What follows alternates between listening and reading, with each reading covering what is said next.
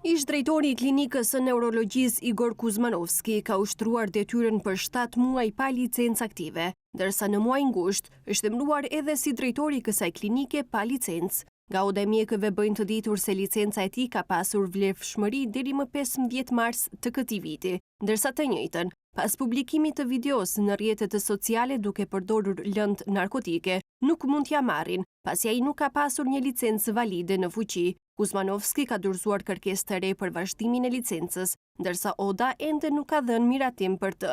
Oda mjekësore informon se doktor Igor Kuzmanovski aktualisht nuk ka licencë aktive pune, pasi vlefshmëria e saj skadoi më 15 mars 2025, por mjeku ka paraqitur kërkesë për vazhdimin e saj. Lidhur me zhvillimit e fundit në lidhje me doktor Kuzmanovskin, në këtë kohë mund të informojmë se po shqyrtohen të gjitha aspektet dhe po mblidhen informacione dhe dokumentacion nga institucionet kompetente, të cilat do të shqyrtohen nga organet dhe trupat e Odës sa më shpejt e mundur, pas së cilës do ta informojmë publikun për vendimet e marra dhe masat që do të ndërmerren.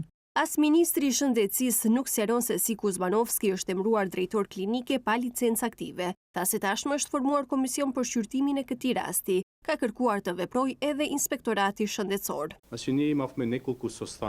Ne kemi pasur disa takime të shtunën për këtë rast, gjithashtu kemi komunikuar edhe me Odën e mjekëve. Tashmë është formuar komision nga ana e Ministrisë së Shëndetësisë. Gjithashtu është kërkuar edhe inspektimi i jashtëzakonshëm në atë institucion lidhur me mjekun. Ndërkohë, drejtori i ri në klinikën e neurologjisë është emëruar Jovan Bozhinovski. Emërimi vjen pas shkarkimit të Igor Kuzmanovskit. Ai u shkarkua nga pozicioni i tij nga ministri i shëndetësisë pas publikimit të një videoje komprometuese në rrjetet sociale.